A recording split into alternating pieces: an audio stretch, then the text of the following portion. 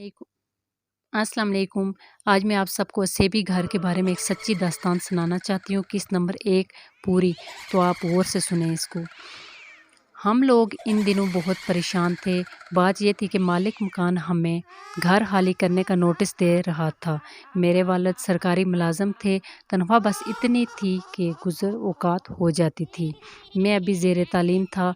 मुझसे 2 छोटी बहनें थीं, वो भी स्कूल पढ़ ही रही थीं, लिहाजा आमदनी का कोई दूसरा वसीला नहीं था। ऐसे में अपना घर बनाना तो दूर की बात थी, कोई माकूल घर किराए पर भी नहीं ले सकते थे। मौजूदा घर हमारे पास गुज़िश्ता 15 बरस से था। मालिक मकान वक्फ़े से किराया बढ़ाता रहा, मगर इसे भी अंदाज़ा नहीं था कि अब्बा की तनख्वाह कितनी है। फिर हमारे आपस में तल्लुकात भी अच्छे थे। इस बिना पर मालिक मकान लिहाज करता था, मगर कब तक। आखिर इसे एक तरकीब सूझी कि मकान खाली करवा दे, तो ताकि इसमें रद्द-बदल करके ज़्यादा किराए पर लगा दे। दूसरा फ़ायदा इससे ये भी था कि एडवांस माकूल रकम इससे मिल जाती। अब्बा को एहसास हो गया था कि मालिक मकान क्या चाहता है। अब्बा इस पोजीशन में नहीं थे कि मुँह मांगा किराया अदा कर सकते, सो उन्होंने भी इसमें अफ़ियत जानी कि कोई और मकान तलाश कर लें। जिस मकान में हम रह रहे थे वो पुरानी तर्ज का था, नक्शा भी आम सा था। अम्मी को हमेशा यही ख्वाहिश रहती थी कि किसी खूबसूरत घर में रहें, मगर ये ऐसी ख्वाहिश थी जिसका पूरा होना नामुमकिन नज़र आता था। अब जो नए मकान की तलाश शुरू हुई तो अम्मी की जो ख्वाहिश थी उन्होंने फिर से सर उठाया। मुझे बड़ा दुख होता था कि मेरी अम्मी सुबह से शाम तक हम लोगों की खिदमत करती रहती हैं, कभी अच्छा न पहना न अच्छा खाया। छोटी छोटी नासूदा ख्वाहिश के जाल में जकड़ी रहीं। वो इस पुरानी तर्ज के घर को भी सजाती संवारती रहती थी। आंगन कच्चा था, मगर अम्मा ने पानी छिड़क कर सीमेंट जैसा बना दिया था। दीवारों के साथ साथ गुलाब मोतिया के पौधे, दीवार पर चमेली चढ़ी हुई थी, और इनकी बड़ी ख्वाहिश थी कि अल्लाह मियाँ कभी इनके दिन भी फेर दे और इन्हें भी एक खूबसूरत घर मिल जाएगा। ये ऐसी ख्वाहिश थी जो अक्सर इनकी ज़ुबान पर आ जाती थी। अब्बा इनकी इस ख्वाहिश पर चिढ़ जाते थे और अक्सर ही दोनों में तल्ख़ कलामी हो जाती। अब मालिक मकान ने जब मकान खाली करवाने का तहैया कर ही लिया था, तो अब्बू ने को नया घर ढूंढना पड़ ही गया। अब्बा जान चाहते थे कि घर ऐसी जगह हो जहाँ से मेरा कॉलेज और बहनों का स्कूल नज़दीक पड़े, बस स्टॉप भी दूर ना हो और मार्केट भी करीब हो, आबादी भी अच्छी हो। ये तमाम खूबियाँ किराए के मकान में तो नहीं हो सकती थीं। मैं अब्बा के साथ सुबह शाम घर देखने जाया करता था। जब कभी मैं घर से निकलता तो अम्मी आहिस्ता से कहती, घर अच्छा बना हो। मैं उस बात में सर हिला लेता और दिल में ठान लेता कि जल्द से जल्द पढ़ लिख कर जो काम करूँगा वो ये होगा कि एक अच्छा सा घर बनाऊँगा, ऐसा घर जो अम्मी की उमंगों पर पूरा उतरे। अब्बा तो ये काम ज़िंदगी भर नहीं कर सकेंगे। बदनसीबी से हम जहाँ कहीं भी घर देखने गए, अगर घर अब्बा की ख्वाहिशों के मुताबिक हो तो किराया इतना ज़्यादा होता था और अब्बा अफोर्ड नहीं कर सकते थे।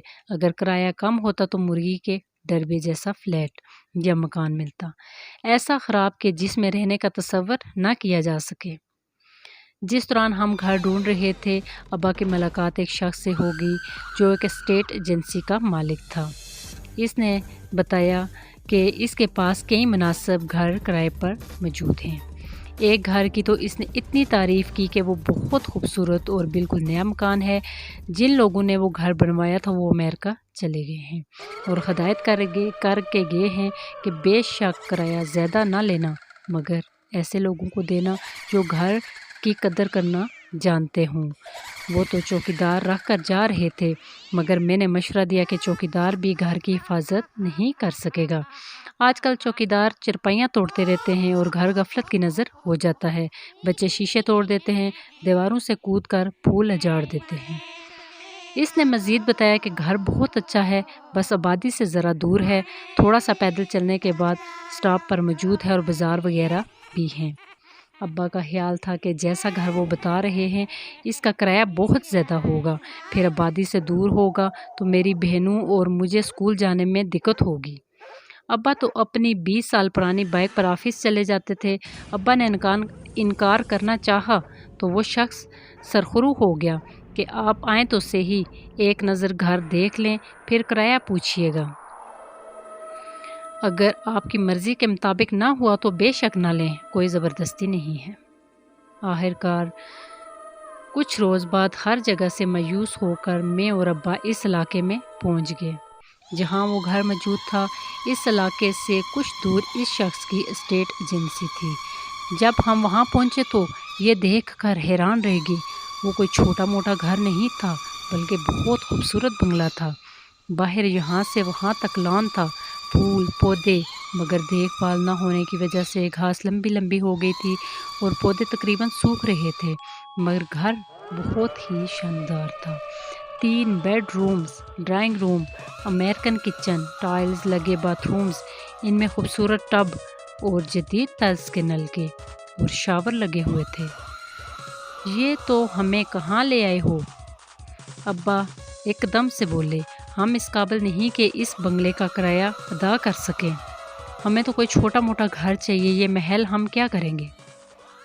ابا نے بتایا، صاحب آپ کو بتایا نا کہ مالک مکان اس کے کرائے کی فکر میں نہیں ہیں، وہ تو بس یہ چاہتے ہیں کہ اس گھر کی دیکھ بھال اچھی ہوتی رہے، ورنہ انہیں تو الٹا چوکیدار کو پیسے دے کر رکھنا پڑتا۔